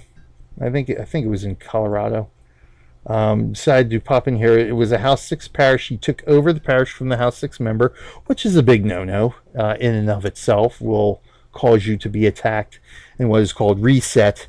Resetting a player is destroying every village they own. So they have to basically restart their village from scratch. Now, when you are reset, you don't lose any. The only thing you lose is your village. You don't lose any of your research or anything like that. But it does set you back from a village perspective. And so once he took over, he decided to attack Trillian here with the parish army.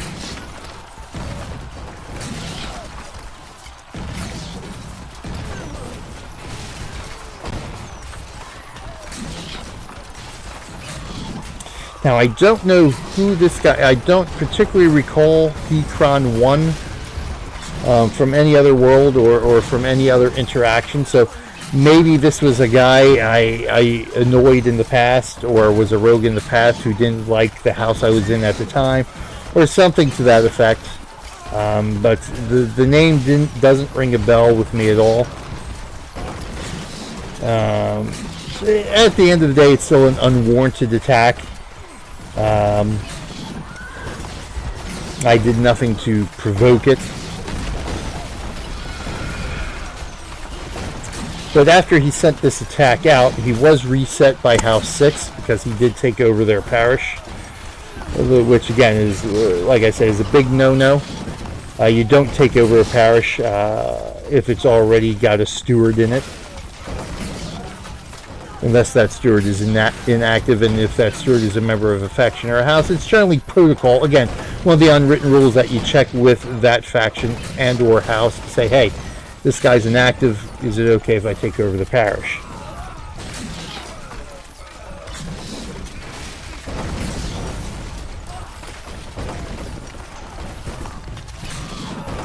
So that in and of itself, that act was cause enough for them to reset this guy. But again, obviously, my house is an ally with House 6 now, so the fact that we've had several rogues over the past couple of weeks attempt to move into North New Mexico where we are at. So this may have been another attempt at that as well. You'll find that the game, of course, being free to play, you can set up as many accounts as you want. Now, Firefly has put in some restrictions on what you can do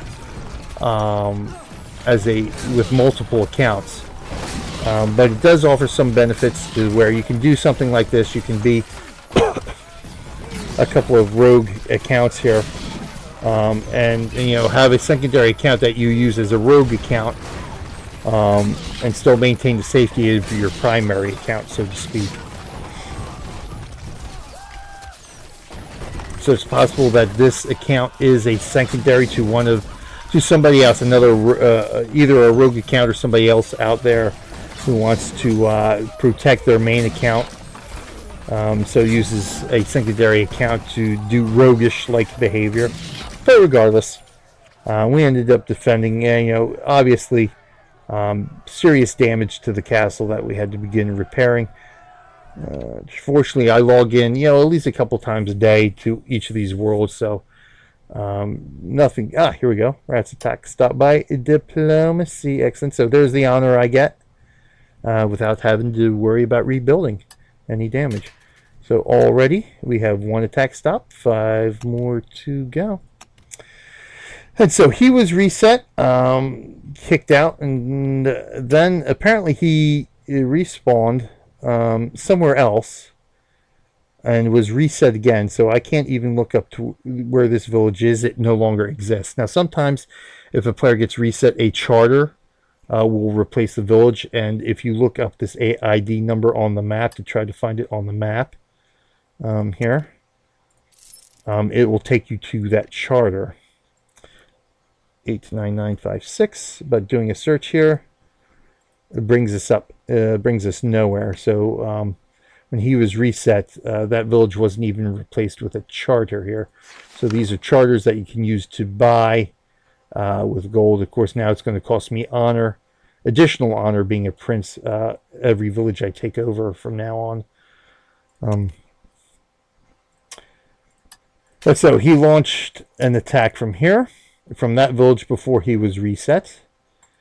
And he was doing attempted capture. Now, fortunately, he may have thought I was an inactive player. So again, fortunately, since I log on at least a couple times a day, I was able to get enough, get more troops back up on the walls, get enough of the defenses repaired here to be able to have no issue stopping this capture of my village here.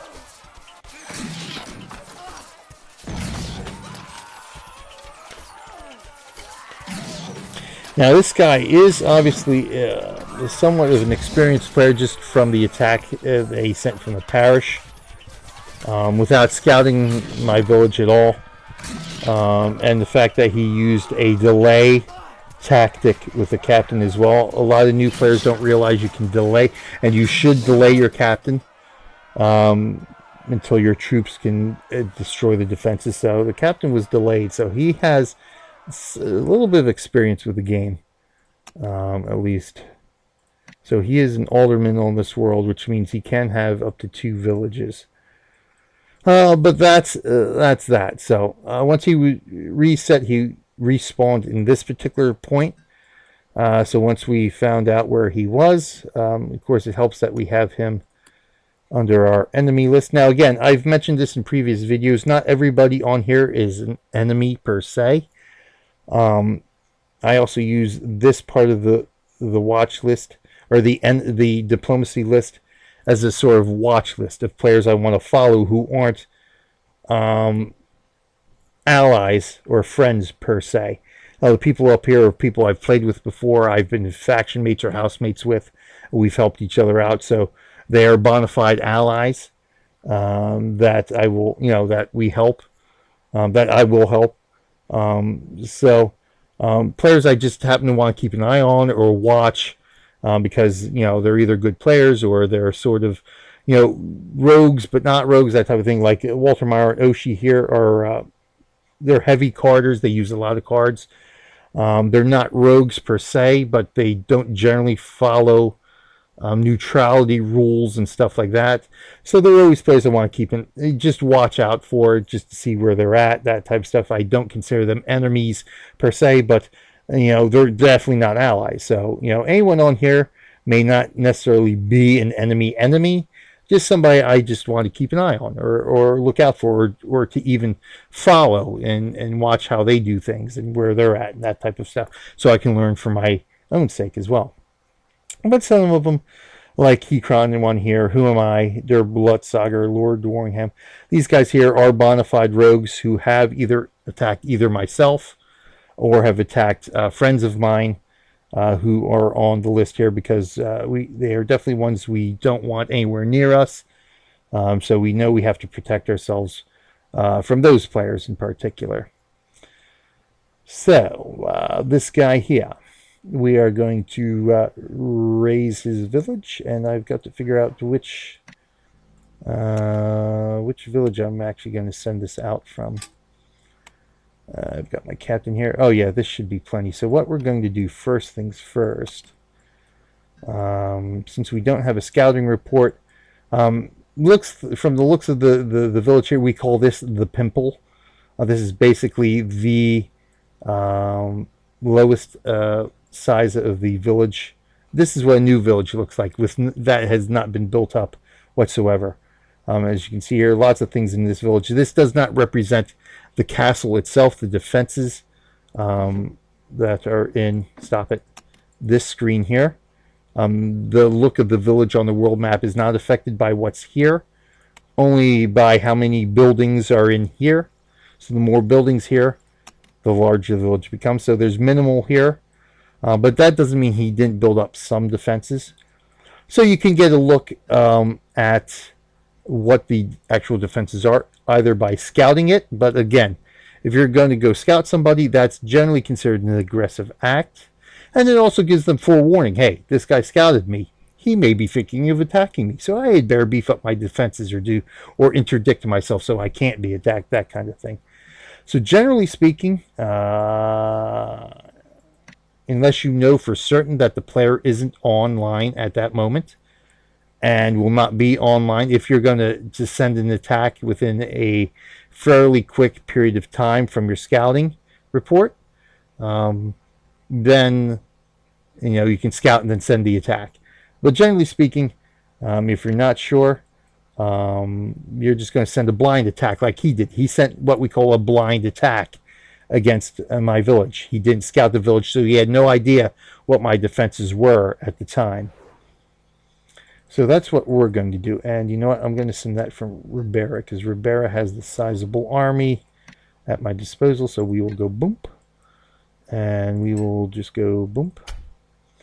Now the way to do this. Now I'm going to assume that he has no defenses in this castle. But we're going to hedge our bets a bit here. And send in troops from each side here. And basically what this does is this allows you to try to find the entrance to the castle, which I'll show you what I'm talking about momentarily here. So this is good enough. Now the good thing about launching a parish army is that you have no negative honor. Anytime you attack a player, you lose honor. Now, the amount of honor you lose, off the bet, have a good one. All right, you too, Battery. Thank you for stopping by tonight. Thank you very much. So anytime you attack a player, you lose honor. The amount of honor that you lose is dependent upon what your rank is compared to the rank of the other person. So if I were to attack, I am currently a prince. If I were to attack another prince, I would still lose honor, but would only be like a couple thousand of points. Now, being a prince, if I were to attack, say, a village idiot, which is the lowest rank, I would lose, millions of points. Now, this guy's an alderman, so he's sort of in the mid rank. So if I were to attack him, no matter what attack I send out, now, the amount of honor you lose also depends on the type of attack you'll send out, which you'll see when I attack with my own army. So if I were to send this attack out with my own army, I'd be losing a lot of honor points. But since I'm using the parish army, I get the benefit of not losing honor for sending out the parish army to attack. So we'll go do that. So that army will arrive in 10 minutes. Oh, shoot. We're going to go a little bit over time here.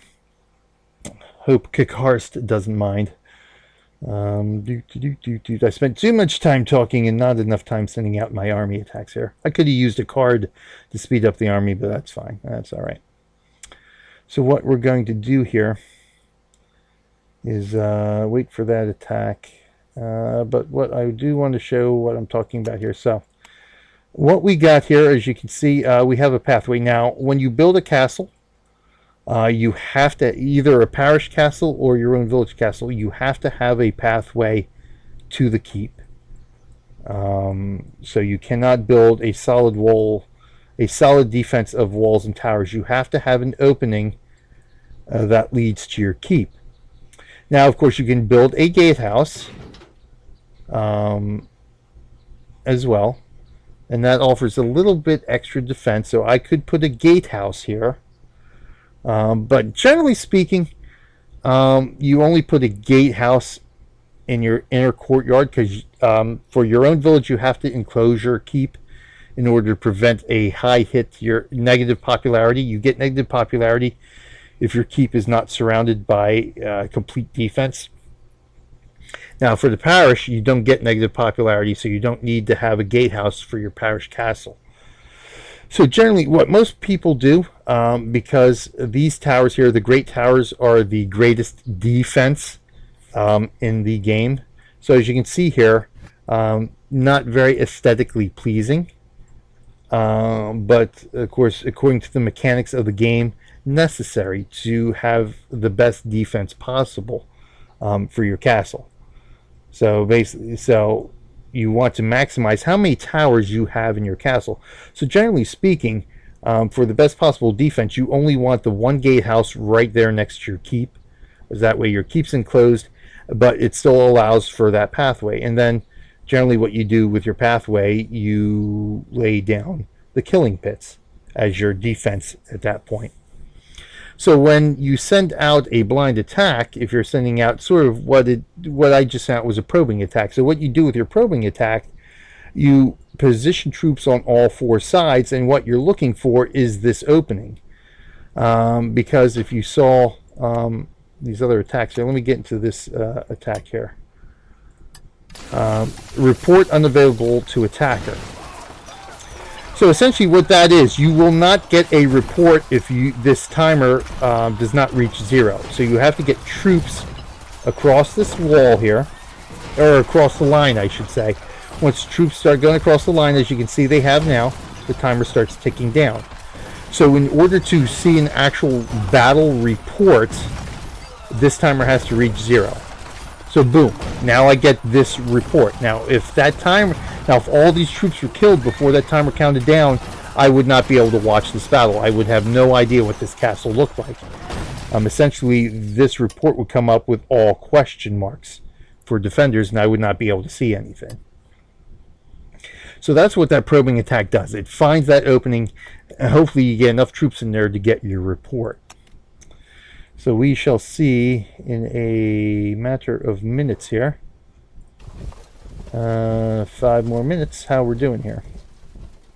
In the meantime, let's do a couple of wheel spins here. Might as well do our wheel spins. So we get 3 tier 1 wheel spins, and I will need to window cap that. Wheel spin. Boop, and there we go. Good enough. Let's bring you down here. So again, this gives away free stuff. So okay, so we've got 4 openings. Okay, let's go.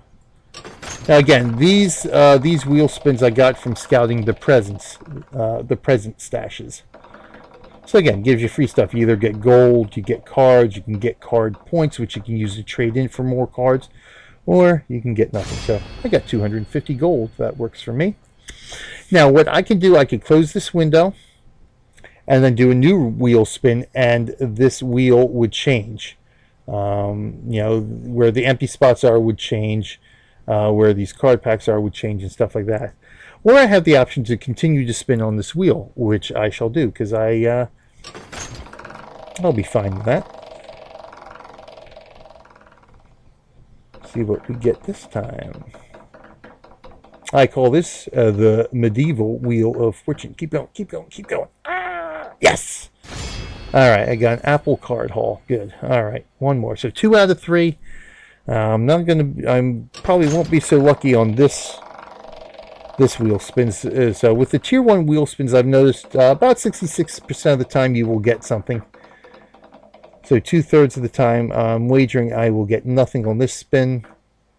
And bada bing, bada boom, there it is. No prize. There we go. We got a couple of good things there. Again, completely free.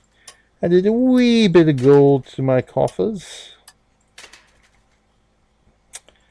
Alright, how much time do we have? I might review Blackhawks battle reports. And yep, 3 more minutes. Alright, let me review Blackhawks battle reports. Kakarst, if you're out there. Oh, let me get rid of this thing too. Let me know if and when you are ready.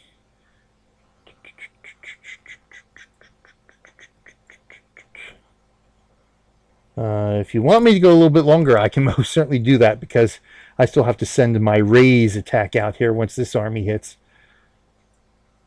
But I am, I'll be ready to go whenever you are.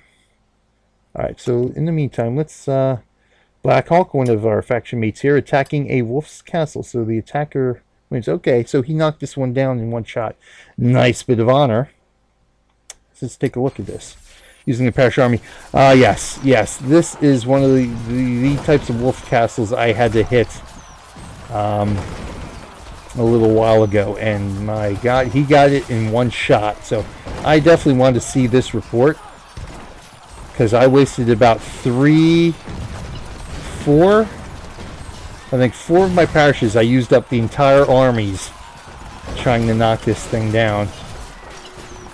And he did it in one shot, so. Well, it does help that his troops are maxed out. Unfortunately, my parish armies are not. So that definitely helps there.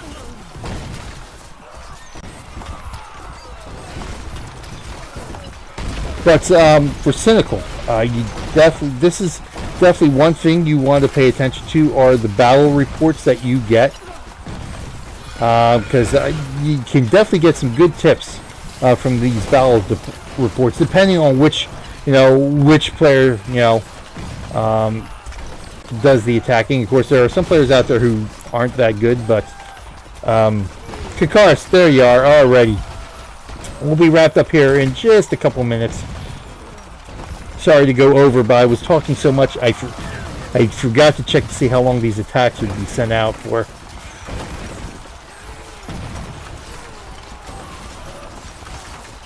But yeah, this is definitely so. See, now when I attacked, I came in from the side here, and I just, oh my god, I had to send attack after attack just to make even the littlest of headway. But again, he's got his troops, as you can see here, the double bars. That means their health is maxed out. No problems. I had to do some last minute switcheroos. Ah, good, no problems. All right, good. Fortunately, my individual village army is a lot faster than my parish armies. Although I will be sending a captain, so that might not be the case. The captain, when you send a captain out, they're inherently slower than a regular army. Ah, to accommodate the wife. Ah, yes indeed. I know what that's like. I'm a wee bit in the doghouse today, thanks to my mini-thon. But hey, it's for a good cause. For a good cause, I'll live with the consequences. So good, yeah.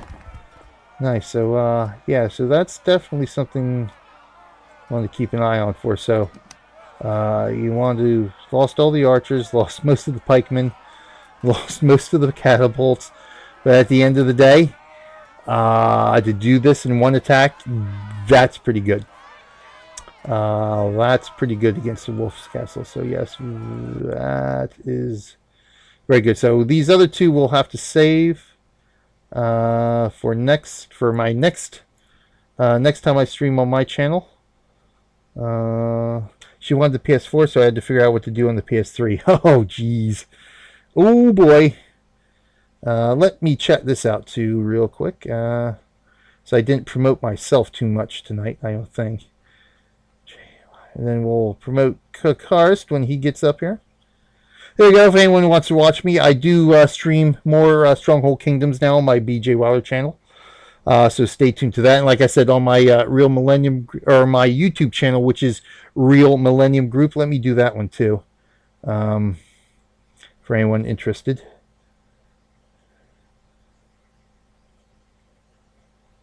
I have all my videos that I do on Twitch and more on YouTube. Crying, I forgot how to spell it. Boom. There you go. So that's my other Twitch channel, but that's also my the Real Millennium Group is my YouTube channel, without the exclamation mark at the end. But oh, that's what Moobot did. But check out all the Stronghold Kingdom stuff there. So let's take a look at Hekron's village here.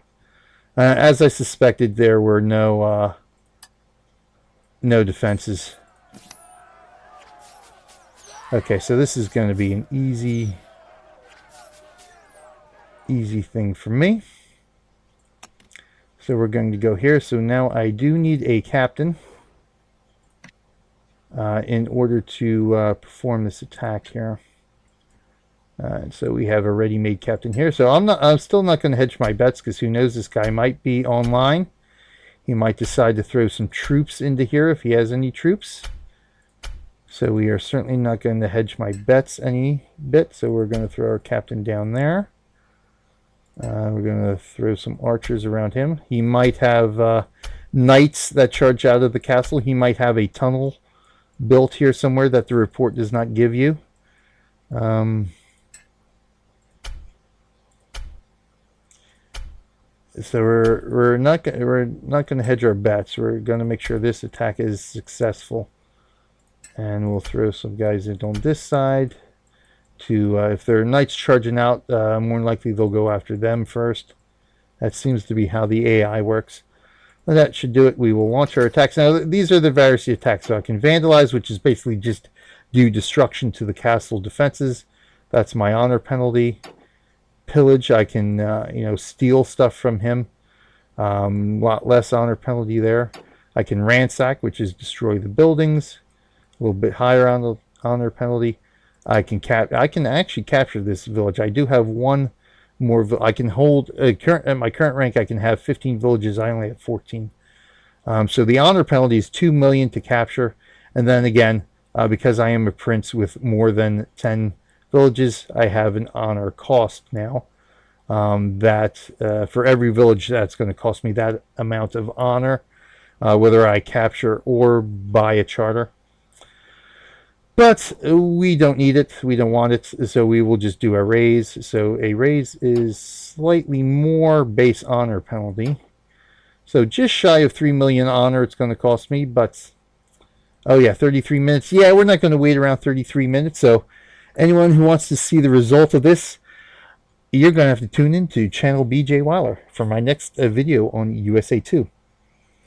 So we'll just send this off, and then we'll turn it over to Kakarst for tonight. So let us, I think we're good, right? We raise, completely destroy the target. Off you go. Yes, I know. It'll cost me almost 3 million honor. We're going to get rid of this guy, so he is no longer a threat to us in this general vicinity. So there we go. Our captain is on his way. So like I said, tune into channel BJ Weiler or to my YouTube Real Millennium group, and you'll be able to see the results of this raise and more. In the meantime, I'm going to turn it over to Kakarst.